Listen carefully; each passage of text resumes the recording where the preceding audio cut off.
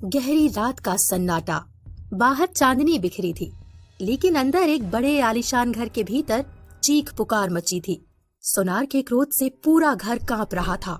सोनार गुस्से से चिल्लाते हुए मेज पर जोर से मुक्का मारता है। अरे कमला, तूने फिर से मेरे साथ धोखा किया। मैंने तुझसे साफ साफ कह दिया था कि मुझे सिर्फ और सिर्फ बेटा चाहिए, बेटा बेटा बेटा।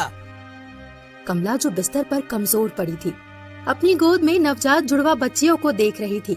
उसकी आंखों में आंसू थे, लेकिन उनमें ममता भी थी। वो कांपती हुई आवाज में बोली, जी, ये तो भगवान की देन है। मैं इसे कुछ नहीं कर सकती। हमारी बच्चियां कितनी मासूम हैं, इन्हें देखो तो सही।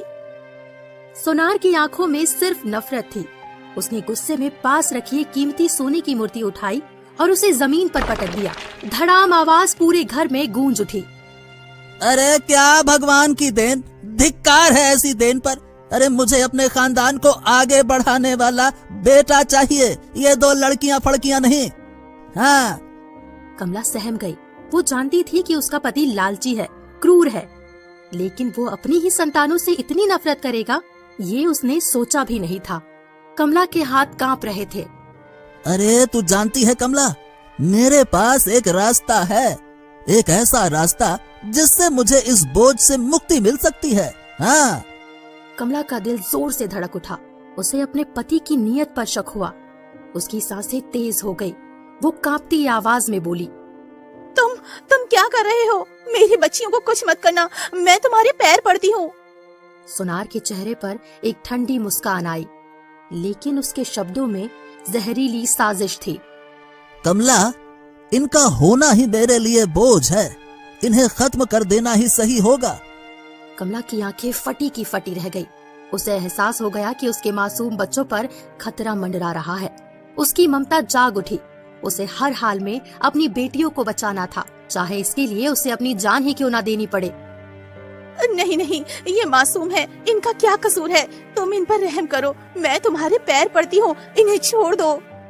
कमला अपने नन्ही बच्चियों को अपनी छाती से कसकर चिपका लेती है, जैसे उनकी ढाल बन गई हो।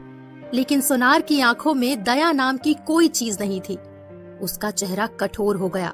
अचानक उसने झपट्टा मारा और कमला की गोद से दोनों बच्चियों को जबरदस्ती खींच लिया। नहीं, भगवान के लिए ऐसा मत करो, ये तुम्हारी ही औलाद है। सोनार ने कमला की एक ना सुनी। कमला की आंखों के सामने उसकी दुनिया उजड़ रही थी। सोनार ने दोनों नवजातों को अपनी मजबूत पकड़ में जकड़ लिया। मासूम बच्चियां रो रही थी, लेकिन सोनार के कानों पर जूं तक नहीं रेंगी।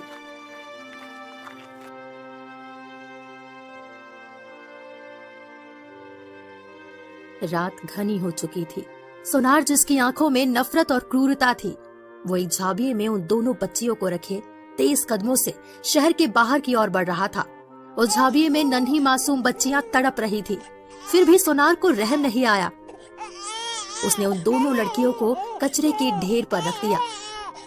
हाँ, अब कोई बोझ नहीं। अब मैं एक बेटा पैदा करने के लिए फिर से कोशिश करूंगा। मुझे अपनी विरासत के लिए वारिस चाहिए, ये बेकार की लड़कियां नहीं। हाँ। उसने एक बार भी पीछे मुड़कर नहीं देखा, ना ही उन मासूमों की तड़पती हुई हालत का एहसास किया। कुछ देर बाद एक गरीब किसान रामू अपनी पत्नी गौरी के साथ वहाँ से गुजर रहा था। अचानक उनके कदम धीमे हो गए जब उन्होंने बच्चों के रोने की आवाज सुनी। जैसे ही वे कचरे के करीब पहुँचे, हल्की सिसकियों की आवाज और तेज हो गई। गौरी की नजर जैसे ही उस कचरे के एक झाबिये में रखी उन दोनों बच्चियों पर पड़ी, उनकी आंखों में आंसू भर आए। रामू, ये तो नवजात बच्चियां हैं। अरे अरे अरे अरे अरे, ये क्या? ये कैसी तो दुनिया है। कोई संतान के लिए तरसता है और कोई उन्हें देखो यूं ही फेंक देता है। ये क्या है? गौरी ने कांपती उंगलियों से एक बच्ची को गोद में उठा लिया।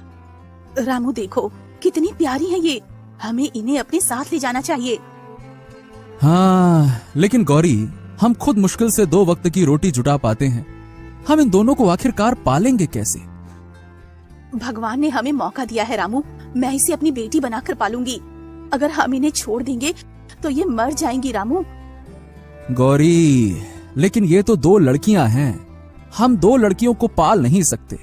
हमारे पास खुद के लिए बड़ी मुश्किल से रोटी होती है, फिर दो का पेट हम कैसे भरेंगे? हैं? क्यों गौरी? देखो ये कितनी मासूम है। रामू, हम इसे अपने साथ ले चलते हैं। हाँ, हम कम से कम एक को तो पाल ही सकते हैं, दो को तो नहीं। लेकिन दूसरी, अगर हमने इसे यहाँ छोड़ दिया तो कोई जंगली जानवर आकर खा जाएगा। नहीं रामू, भगवान कभी किसी मासूम को अनाथ नहीं छोड़ते। अगर उसने हमें इस नन्ही सी जान के लिए भेजा है तो दूसरी के लिए भी कोई न कोई फरिश्ता जरूर आएगा। रामू और उसकी पत्नी एक बच्ची को उठाकर लेकर जाते हैं, लेकिन दूसरी वहीं रह जाती है। सुबह की हल्की रोशनी चारों ओर फैल चुकी थी, लेकिन ठंडी रात से कांपती हुई नन्ही बच्ची अब भी जिंदा थी। उसकी कमजोर सांसें उम्मीद की लौ की तरह जल रही थी। तभी दूर से घोड़ों की टाप सुनाई दी। एक भव्य रथ उसी रास्ते से गुजर रहा था, जिसमें शहर का प्रसिद्ध व्यापारी शेखर अपनी पत्नी सुमित्रा के साथ बैठा था। अरे अरे अरे, ये क्या? एक नन्ही सी बच्ची, वो भी कचरे के ढेर में। हे भगवान, ये कैसी निर्दयी दुनिया है। कोई इसे यूं कैसे छोड़ सकता है? सुमित्रा, हम बरसों से संतान के लिए तरस रहे थे। शायद भगवान ने हमारी बेटी के रूप में यह अनमोल उपहार दिया है। सुमित्रा बच्ची को सीने से लगा लेती है और दोनों उसे अपने साथ अपने महल नुमा घर लेकर चले जाते हैं। समय बीतने के साथ दोनों मासूम बच्चियां अलग अलग दुनियाओं में बड़ी हुई। राधा, जिसे गरीब किसान रामू और गौरी ने अपनाया, संस्कारी, मेहनती और पढ़ाई में होशियार थी, जो बड़े सपने देखती थी। वहीं दूसरी और प्रीति, जिसे अमीर व्यापारी शेखर और सुमित्रा ने गोद लिया, ऐशो आराम में पली बड़ी थी, लेकिन उसके स्वभाव में घमंड और क्रूरता थी। वो हमेशा जीतना चाहती थी, हर चीज अपने हिसाब से चाहती थी। एक दिन प्रीति अपने पिता से कहती है, पापा, मुझे घर के कामों के लिए एक नौकरानी चाहिए। मुझे ये छोटे मोटे काम नहीं करने। पर बेटा, तुम्हें कौन से बड़े बड़े काम करने पड़ रहे हैं? पापा, बर्तन धोना, कपड़े संभालना, ये सब मुझसे नहीं होता। मुझे अपनी देखभाल के लिए कोई चाहिए। शेखर कुछ देर सोचते हैं, फिर गंभीर स्वर में जवाब देते हैं, ठीक है, मैं देखता हूँ। अगली सुबह शेखर गांव में घूमते हुए एक घर के बाहर राधा को देखता है, जो बड़ी लगन से बर्तन धो रही होती है। उसकी सादगी और मेहनत देखकर शेखर प्रभावित हो जाता है। अरे अरे अरे, इस लड़की को तो देखो, यह लड़की कितनी मेहनती है। ऐसे लोग बहुत कम ही मिलते हैं। शेखर पास से गुजरते हुए एक गांव वाले से पूछता है, ये लड़की कौन है? यहाँ काम क्यों कर रही है? साहब, ये राधा है। बहुत ही गरीब घर से है, लेकिन मेहनती बहुत है। अपने माँ बाप का हाथ बटाने के लिए यहाँ काम करती है। क्या तुम इसके घर का पता जानते हो? हाँ साहब, इसके पिता रामू का घर पास ही की बस्ती में है। छोटा सा घर है, लेकिन इज्जतदार लोग हैं। शेखर रामू के घर पहुंचता है। रामू एक टूटी फूटी झोपड़ी के बाहर ही खड़ा होता है। रामू भाई, मैं शेखर हूँ, शहर का व्यापारी। मैं आपकी बेटी को अपने घर काम पर रखना चाहता हूँ। ये सुनते ही रामू चौंक गया और उधर रामू की पत्नी गौरी ने भी बात सुन ली और बाहर आकर खड़ी हो गई। मेरी बेटी? साहब, वो तो बहुत छोटी है, इतनी दूर शहर कैसे भेज सकता हूँ उसको? गौरी भी चिंतित होकर बोल पड़ी, हाँ साहब, राधा बहुत भोली है। वो तो गांव से बाहर कभी गई ही नहीं, वहाँ कैसे रहेगी? शेखर ने उनकी चिंता समझी और नरम स्वर में बोला, आप चिंता मत करो, मैं उसे अपनी बेटी की तरह ही रखूंगा। उसे अच्छे कपड़े, अच्छा खाना मिलेगा, और अगर वह मेहनत करेगी तो मैं उसकी शादी भी अच्छे घर में करवा दूंगा। रामू और गौरी एक दूसरे की तरफ देखने लगे। गरीबी की मार ने उन्हें झुका दिया था। वे जानते थे कि राधा का भविष्य गांव में रहकर मुश्किलों से भरा होगा, लेकिन क्या किसी पर इतना भरोसा किया जा सकता है? साहब, हम गरीब लोग हैं, हमें धोखा बहुत मिला है। कैसे यकीन करें कि हमारी बेटी वहाँ खुश रहेगी? शेखर ने मुस्कुराते हुए रामू से कहा, अरे रामू भाई, मैं व्यापारी हूँ, पर इंसानियत मेरे लिए सबसे बड़ी चीज है। आपकी बेटी मेहनती है और ऐसी लड़कियाँ कहीं भी जाए उनका भविष्य उज्जवल ही होता है। मैं वादा करता हूँ कि राधा का पूरा ख्याल रखूंगा। गौरी की आंखों में आंसू आ गए। उसे समझ नहीं आ रहा था कि वो अपनी बेटी को इतनी दूर भेजे या नहीं, लेकिन जब उसने रामू की आंखों में सहमति देखी तो उसने भी सिर झुका लिया। हाँ, अगर ये राधा की भलाई के लिए है तो हमें मान लेना चाहिए। रामू ने गहरी सांस ली और शेखर की ओर देखते हुए सिर हिला दिया।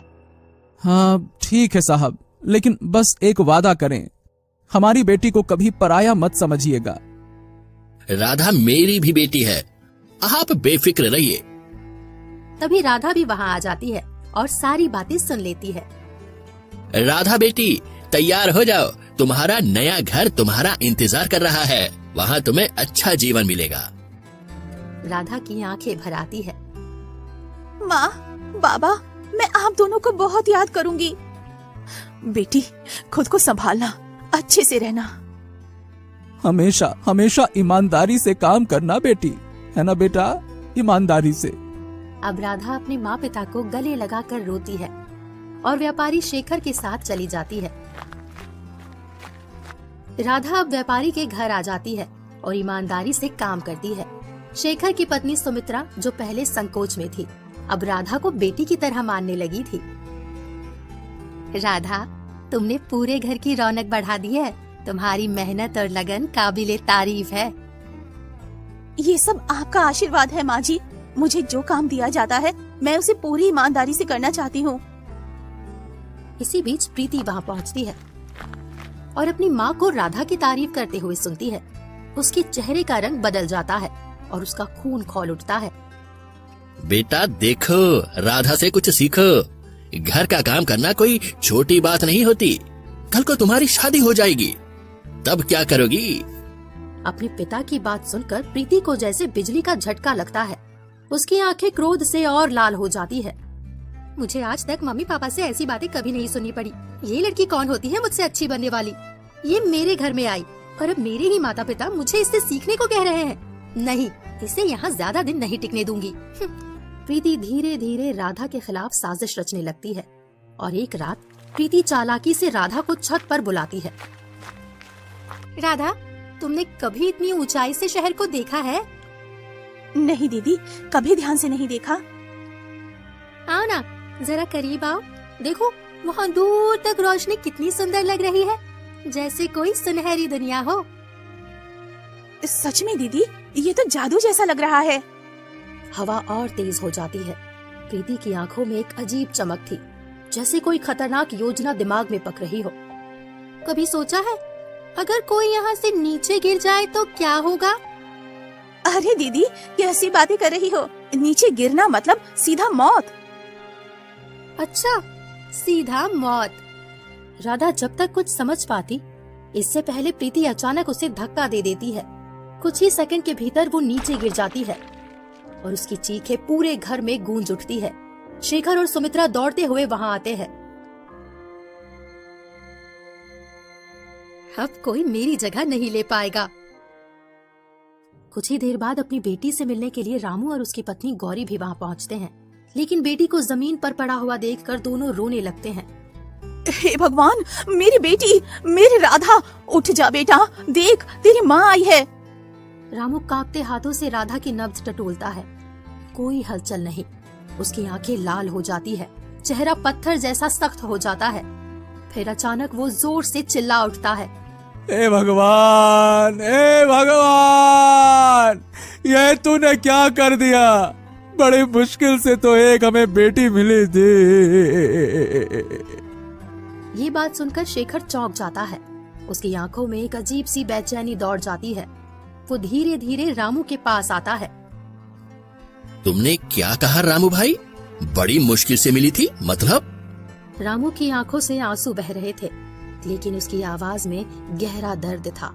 वो कांपते हुए बोलता है, हाँ मालिक, बरसों पहले जब मैं और मेरी पत्नी घर लौट रहे थे तो एक सुनसान जगह में कचरे के ढेर से 2 नवजात बच्ची की रोने की आवाज सुनी थी। जब देखा तो 2 छोटी सी जान ठंड से कांप रही थी। मैंने उसमें से एक लड़की को उठा लिया और अपने घर ले गया। शेखर का दिमाग झंझना उठता है। उसकी सांसें तेज हो जाती है। उसकी आंखों में बीते दिनों की यादें दौड़ने लगती है। नहीं नहीं नहीं, ये कैसे हो सकता है? उस दिन मैं भी उसी रास्ते से गुजरा था और मैंने भी एक बच्ची को देखा था। भीड़ में खामोशी छा जाती है। हर कोई शेखर की ओर देखने लगता है। गौरी और रामू भी अपनी रोती हुई आंखों से उसकी ओर देखते हैं। प्रीति, जो अब तक दूर खड़ी थी, उसके चेहरे की रंगत उड़ जाती है। क्या कह रहे हैं मालिक? हाँ हाँ, दोनों सगी बहनें हैं। दूसरी लड़की को मैं उठा कर लाया, वो बच्ची प्रीति है।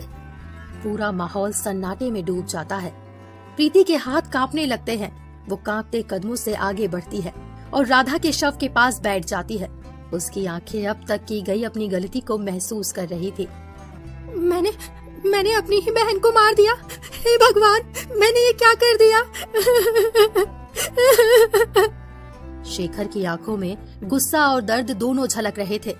उसकी बेटी ऐसी घिनौनी हरकत करेगी, उसने कभी सपने में भी नहीं सोचा था। तूने मेरी उम्मीदों को तोड़ा है प्रीति। मैं तुझे हमेशा सही गलत का पाठ पढ़ाता रहा और तूने अपनी ही बहन को मार डाला। क्या मैंने तुझे यही सिखाया था? प्रीति का सर शर्म से झुक गया। उसके हाथ कांपने लगे थे। पापा, मुझे माफ कर दो। मुझसे बहुत बड़ी गलती हो गई। मैंने अपनी ही बहन को मार डाला। मैंने अपनी ही सगी बहन को। हे भगवान, मैंने ये क्या कर दिया? या मैंने तुझे यही सिखाया था? तू इतनी खुदगर्ज कैसे हो गई? प्रीति ने कांपते हुए सिर उठाया। चेहरा डर और पछतावे से भरा हुआ था। पापा, मुझे नहीं पता था कि वो मेरी सगी बहन है। तो क्या अगर वो तेरी सगी बहन नहीं होती तब भी तू उसे मार देती? क्या किसी की जान की कोई कीमत नहीं है? आज तुझे पछतावा हो रहा है क्योंकि सच्चाई सामने आ गई। लेकिन सोच, अगर तुझे पता न चलता कि राधा तेरी बहन थी तब भी क्या तेरा दिल इतना ही पिघलता? क्या तू ऐसे ही किसी और की जान लेने से पहले दोबारा सोचेगी? उसके बाद प्रीति को जेल में बंद कर दिया जाता है। अगले दिन सुबह ये खबर पूरे शहर में आग की तरह फैल चुकी थी। अखबारों में बड़े बड़े अक्षरों में छपा था। ये खबर सोनार के हाथों तक पहुंच गई। उसकी आंखें छलक गई और वो अपने सिर को पकड़कर जमीन पर बैठ गया और जोर जोर से रोने लगा। हे भगवान, ये मैंने क्या कर दिया? अगर मैंने अपनी बेटियों को कचरे में नहीं फेंका होता तो आज ये दिन नहीं देखना पड़ता। मेरी ही गलती की सजा है। आज मेरी बेटियां भुगत रही है। अगर मैं उस रात अपनी पत्नी की बात मान जाता तो आज मेरी दोनों बेटियां जिंदा होती। कमला, उसकी पत्नी, दरवाजे पर खड़ी ये सब सुन रही होती है। उसकी आंखें लाल थी, दर्द से भरी हुई। वो आगे बढ़ती है और सोनार के सामने खड़ी हो जाती है। मैंने कहा था ना, बेटी और बेटे में कोई फर्क नहीं होता, लेकिन तुमने नहीं सुना। और देखो, तुम्हारी एक गलती ने हमारी दोनों बेटियों की जिंदगी तबाह कर दी। सोनार सिर झुका लेता है। शब्द उसके गले में अटक जाते हैं। उसकी आंखों में अफसोस, गलती और शर्मिंदगी तैर रही थी।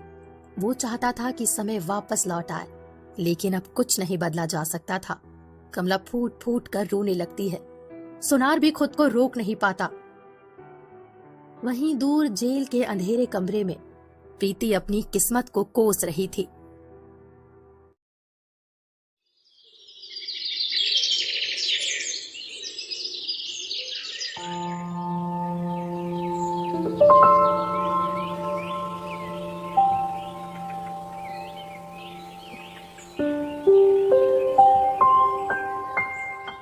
हाय, सारा दिन बीत गया और अभी तक एक भी शिकार हाथ नहीं आया।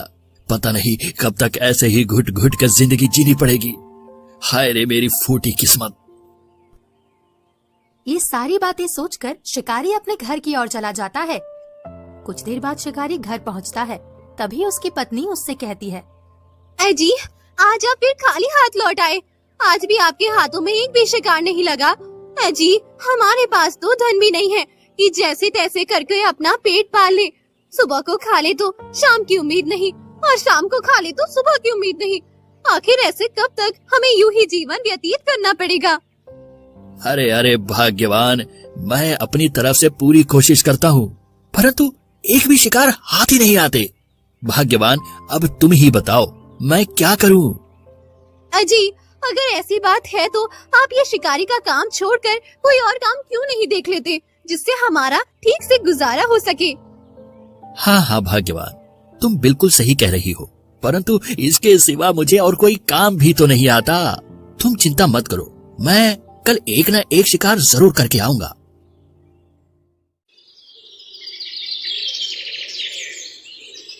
अगली सुबह वो शिकारी शिकार करने की आस लेकर घर से निकल पड़ता है।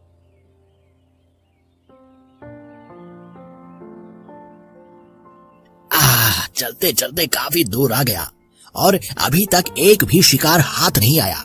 क्यों ना थोड़ी देर इस पेड़ के छांव के नीचे बैठकर आराम कर लिया जाए। इतना कहने के बाद वो शिकारी उस पेड़ के नीचे बैठकर आराम करने लगता है। शिकारी आराम कर ही रहा होता है कि तभी उसकी नजर एक पेड़ पर पड़ी, जहाँ पर एक सांप तोते के बच्चे को खाने के लिए गया होता है। हे भगवान, यह सांप तो इन तोते के बच्चों को खाने के लिए आया है। मुझे कुछ करना होगा, वरना ये दुष्ट सांप इन बच्चों को खा जाएगा। इतना कहने के बाद वो शिकारी अपना धनुष बाण उस दुष्ट सांप के ऊपर तान देता है। तीर कमान से छूटते ही सांप के ऊपर जा लगा और तभी वो दुष्ट सांप जमीन पर आ गिरा।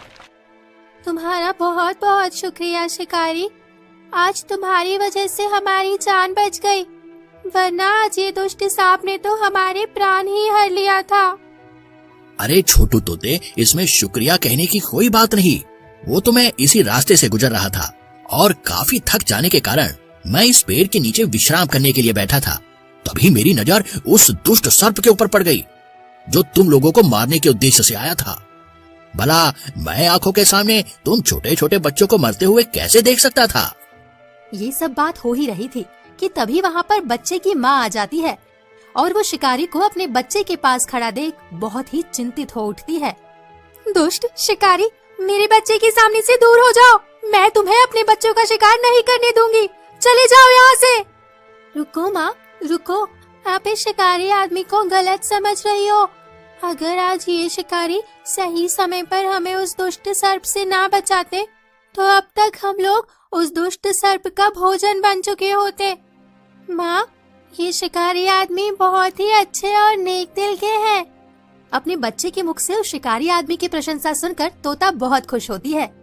हे शिकारी, तुमने आज हमारे बच्चों की जान बचाकर मुझ पर बहुत बड़ा उपकार किया है। मैं इस उपकार का बदला कभी नहीं चुका सकती। वैसे तुम तो मुझे एक शिकारी लगते हो और इसके बावजूद तुमने मेरे बच्चों का शिकार ना करके उनके प्राण बचाए। हे तोता, मुझे इन बेजुबान पक्षियों का शिकार करने का कोई शौक नहीं है। ये सब कुछ मैं अपने और अपने परिवार का पेट पालने के लिए करता हूँ। यदि मैं ऐसा नहीं करूँगा तो खाऊंगा क्या। हे शिकारी, तुम चिंता मत करो, तुमने मेरे बच्चों की मदद की है तो इसके बदले मैं तुम्हारी मदद करूंगी। हे शिकारी, मैं अक्सर खाने की खोज में अलग अलग राज्यों के राजाओं के महलों में जाती हूँ और मुझे वहाँ अनेक प्रकार के मूल्यवान मोती मिलते हैं और हमने सुना है कि ये मोती मनुष्यों के लिए बहुत मूल्यवान होते हैं। हे शिकारी, मैं तुम्हें कुछ मूल्यवान मोतियाँ देती हूँ जिसे बेचकर तुम अपने परिवार का पेट पाल सकते हो और अब से तुम रोज यहाँ आकर हमारे बच्चों की देखभाल करते रहना। हम तुम्हें इसी तरह से रोज एक कीमती मोती लाकर देते रहेंगे। ठीक है तोता, अगर मुझे ऐसे ही धन मिल जाएगा तो मुझे शिकार करने की आवश्यकता ही नहीं पड़ेगी। उसके बाद वो शिकारी उस कीमती मोती को लेकर घर चला जाता है। अब इसी तरह वो शिकारी प्रतिदिन उस तोते के बच्चों की सुरक्षा करता और फिर शाम को तोते के आ जाने के बाद उससे कुछ मोती लेकर पुनः अपने घर लौट आता। इसी तरह कुछ दिन बीत जाते हैं। भाग्यवान, देखो आज मैं बहुत सारी अमूल्य मोतियां लेकर आया हूँ। देखो भाग्यवान, जरा देखो गौर से। अजी, ये तो बहुत ही सुंदर और मूल्यवान मोती है। अजी, अब तो हमें कोई शिकार करने की आवश्यकता ही नहीं है। हाँ हाँ भाग्यवान, अब हम कोई भी बेजुबान पक्षियों का शिकार किए बिना अपना जीवन व्यतीत कर सकते हैं। आप बुरा ना माने तो एक बात पूछूं, आप ऐसा कौन सा कार्य करते हैं जिसके बदले आपको ये मूल्यवान मोतियां मिलते हैं? ये मूल्यवान मोतियां तो सिर्फ राजा महाराजा के पास ही होते हैं। अजी, आप सच सच बताइए, आखिर आप कैसा कौन सा काम करते हैं? अपनी पत्नी के कहने पर शिकारी विस्तार पूर्वक से उन सारी बातों को बताने लगता है।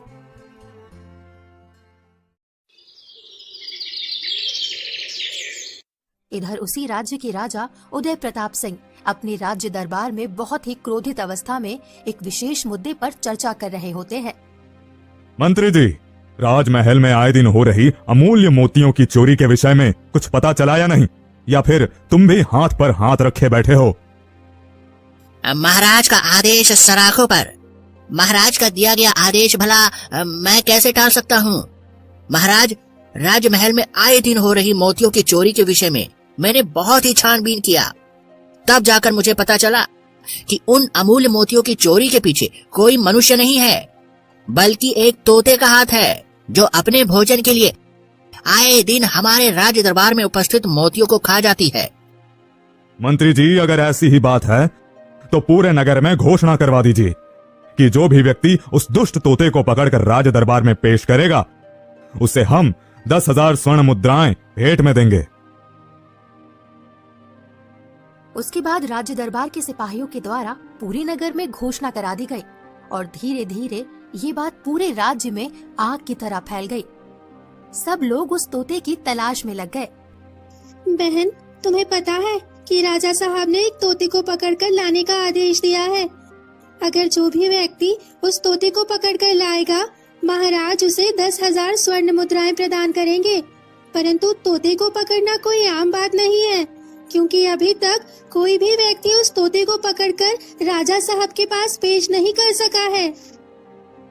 अरे बहन, तोते को पकड़कर लाना कौन सी बड़ी बात है?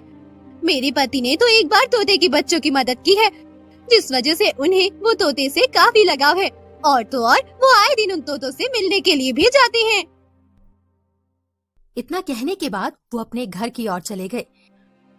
धीरे धीरे ये बात पूरे राज्य में फैल गई और फिर राजमहल के मंत्री को ये बात पता लग जाती है।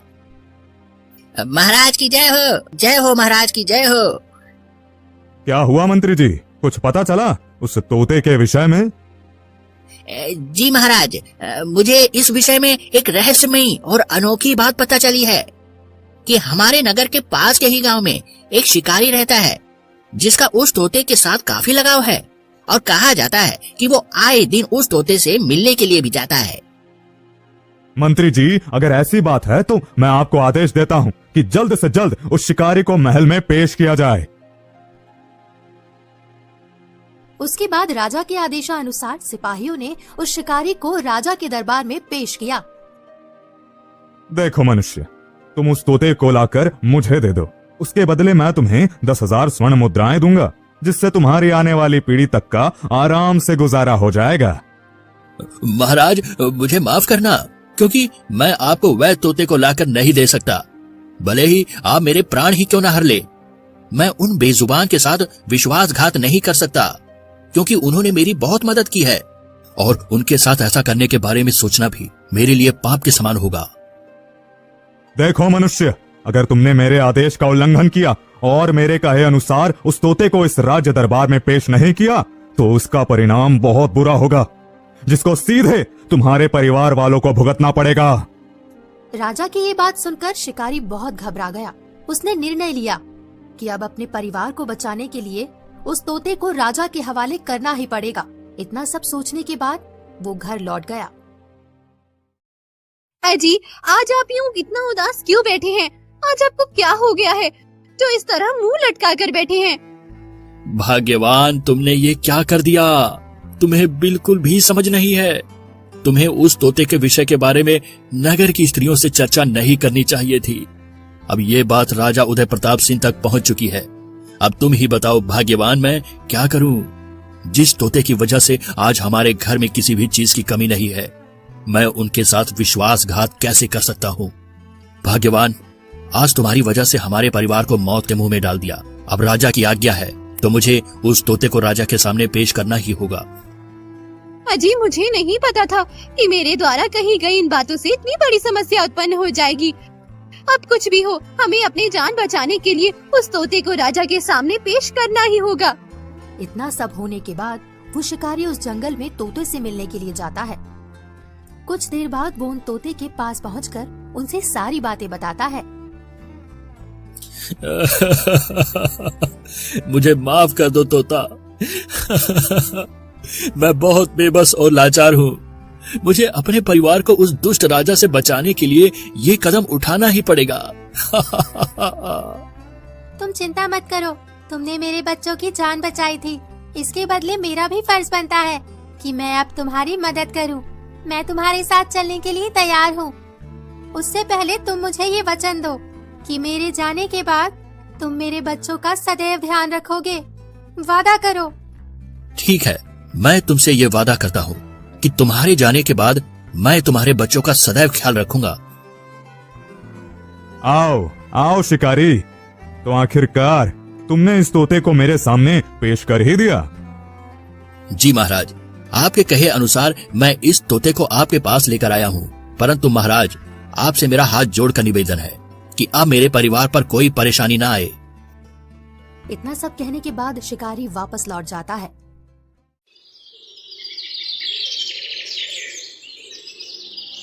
अगले दिन राजा उदय प्रताप सिंह के पुत्र राजकुमार बगीचे में ठंडी ठंडी हवाओं का आनंद ले रहे थे। तभी राजकुमार की नजर वहाँ पर एक पिंजरे में कैद उस तोते पर पड़ती है, तो राजकुमार उसके पास जाता है। अरे वाह वाह वाह वाह वाह वाह वाह, ये तो बहुत ही सुंदर तोता है, लेकिन पता नहीं किसने इसे पिंजरे में बंद कर रखा है। हाँ, इस पिंजरे में इसका रहना बिल्कुल सही नहीं है। रुको। इतना कहने के बाद राजकुमार उस तोते को उस पिंजरे से आजाद कर देते हैं। पिंजरे से आजाद होते ही वो तोता वहाँ से उड़ जाता है। तभी उसी समय वहाँ पर मंत्री जी आ जाते हैं। राजकुमार, आपने ये क्या कर दिया? आपको पता भी है कि यह तोते को पकड़ने में राजा साहब ने कितनी कोशिश की, तब जाकर यह तोता राजा साहब के हाथ लगा। राजकुमार, जब यह सूचना राजा साहब को मिलेगी तो राजा साहब बहुत क्रोधित होंगे। परंतु महामंत्री जी, हम ऐसे किसी भी बेजुबान पंछी को एक पिंजरे में बंधक बनाकर नहीं रख सकते। अरे आखिरकार उसको भी तो आजादी से अपना जीवन जीने का अधिकार है कि नहीं है? मंत्री जी, कुछ भी हो, मैं इस बात से बिल्कुल सहमत नहीं हूँ। कुछ समय बाद जब ये सूचना राजा साहब को मिलती है तो वो काफी क्रोधित अवस्था में राजकुमार को अपने कक्ष में बुलाते हैं। राजकुमार, मैंने सुना है तुमने उस दुष्ट तोते को अपने राजमहल से आजाद कर दिया। तुम्हें पता भी है कितनी कोशिश करने के बाद वह दुष्ट तोता मेरे हाथों में आया था और तुमने उसे यूं ही उस पिंजरे से आजाद कर दिया। पिताश्री, मैं क्षमा चाहूंगा, लेकिन हम ऐसे किसी भी बेजुबान पंछी को एक पिंजरे में कैद करके नहीं रख सकते। ईश्वर ने सबको अपना अपना जीवन जीने का अधिकार दिया है और ऐसे हम उनके जीवन को एक पिंजरे में डालकर नष्ट नहीं कर सकते। देखिए, कुछ भी हो जाए पिताजी, मैं इस बात का स्पष्ट विरोध करता हूँ। राजकुमार, इससे पहले कुछ अनर्थ हो जाए, तुम अभी के अभी मेरे नजरों के सामने से दफा हो जाओ। राजा साहब काफी क्रोध में आकर राजकुमार को नगर की सीमा से बाहर कर देते हैं।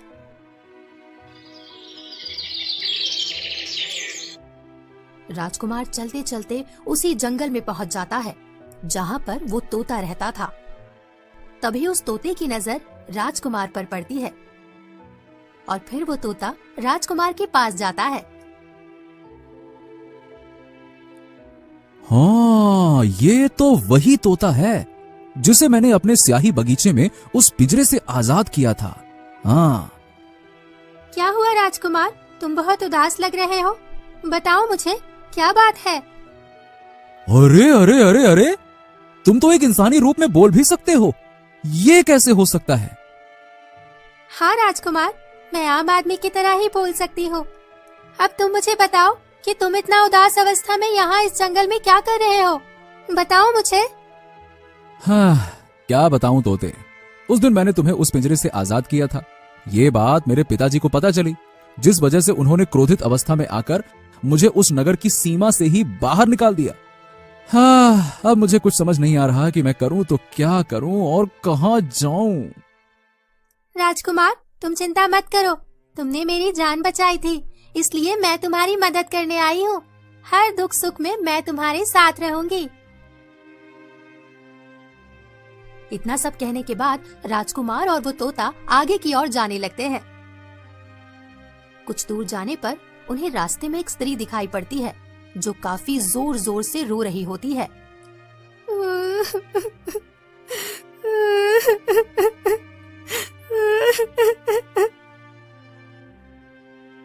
तभी राजकुमार और वो तोता उस स्त्री की रोने की आवाज सुनकर उसके पास जाते हैं। आप कौन हैं और इस तरह से क्यों रो रही हैं? और इस तरह से घने जंगल में अकेले क्या कर रही हैं? बताइए, मुझे बताइए। राजकुमार के इतना कहने के बाद वो स्त्री जैसे ही सामने की ओर मुड़ती है, तभी राजकुमार उस स्त्री को देखते ही रह जाते हैं और फिर मन ही मन सोचते हैं, अरे राम राम राम, इतनी सुंदर और सुशील स्त्री तो मैंने अपने पूरे जीवन में पहली बार देखी है। राजकुमार स्त्री को काफी देर तक देखते ही रह जाते हैं। जी आप कौन? इससे पहले तो मैंने आपको इधर कभी भी नहीं देखा। जी, मैं पास के ही नगर के राजा उदय प्रताप सिंह का पुत्र राजकुमार हूँ। वो तो मेरी कुछ गलतियों की वजह से मेरे पिताजी काफी क्रोध में आकर मुझे महल से निकाल दिया, जिस वजह से मैं यूं ही इधर से गुजर रहा था। तभी मैंने आपके रोने की आवाज सुनी और इधर चला आया।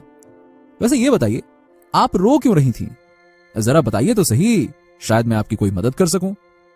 जी मेरा नाम सुलोचना है।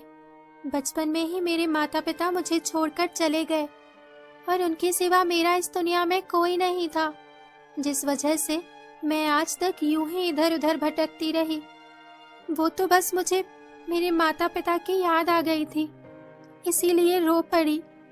राजकुमार सुलोचना की ये बात सुनकर बहुत उदास मन से कहता है, जी आप चिंता मत कीजिए, आज से मैं आपके साथ हूँ, क्योंकि मैं भी तुम्हारी तरह बिल्कुल अकेला हो गया हूँ। वैसे आप बुरा ना माने तो आपसे एक बात बोलूं? जी कहिए, मैं भला बुरा क्यों मानूंगी, बोलिए आप। जी, मैंने आपको पहली बार जब देखा तभी पहली नजर में ही आप पर मैं मोहित हो गया। क्या आप मुझसे विवाह कर सकती हैं? राजकुमार की ये बात सुनकर सुलोचना मन ही मन बहुत खुश होती है। जी ये तो मेरा सौभाग्य है जो मेरा विवाह आप जैसे नेक दिल राजकुमार के साथ होगा। मैं आपसे विवाह करने के लिए तैयार हूँ।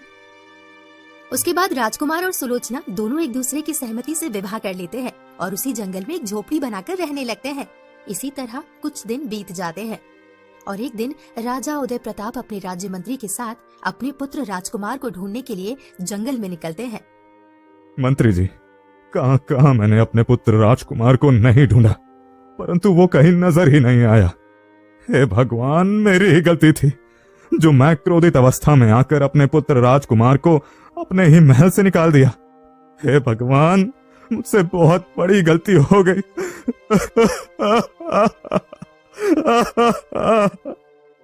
महाराज, आप बेवजह अपने आप को दोष दे रहे हैं।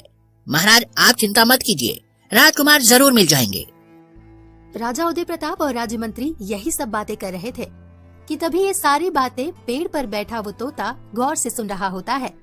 तभी वो तोता उनके पास जाता है। मंत्री जी, ये तो मुझे वही तोता लगता है जिसको हमारे राजकुमार ने पिंजरे से आजाद कर दिया था। हाँ महाराज, ये तो हूबहू वही तोता लगता है। हाँ महाराज, मैं वही तोता हूँ जिसको आप लोगों ने एक पिंजरे में कैद करके रखा था और फिर राजकुमार ने मुझे उस बंद पिंजरे से आजाद कर दिया था, जिस वजह से आपने क्रोध में आकर राजकुमार को महल से निकाल दिया था। तोता, तुम हम आम आदमी की तरह बोल भी सकते हो? ये कैसे हो सकता है? हो सकता है महाराज, हो सकता है। महाराज, मैं आपको आपके पुत्र राजकुमार से मिलवा सकती हूँ, परंतु आपको मेरी एक शर्त माननी पड़ेगी, तभी मैं आपको आपके पुत्र राजकुमार से मिलवाऊंगी। क्या सच में तुम मुझे मेरे पुत्र राजकुमार से मिलवाओगी? अगर ऐसा है तो मैं तुम्हारी हर एक शर्त मानने के लिए तैयार हूँ। उसके बाद तोता अपनी शर्त में राजकुमार के विवाह के बारे में बताता है और पुनः उन्हें महल में वापस ले जाने के लिए बोलता है। उसके बाद वो तोता उन्हें अपने पीछे पीछे आने को कहता है। कुछ देर बाद वो तोता उन्हें राजकुमार से मिलवाता है। बेटा, मुझे माफ कर दो, मुझसे बहुत बड़ी गलती हो गई। कृपया करके मुझे माफ कर दो। मुझे अपने किए पर बहुत पछतावा है। मैं पापी जो इन बेजुबान पशुओं पर इतना अत्याचार कर रहा था। अब मुझे सब समझ आ गया है बेटा, मुझे माफ कर दो। उसके बाद राजकुमार अपने पिता को माफ कर देते हैं और फिर वो तोता भी खुशी खुशी अपने परिवार के साथ रहने लगता है।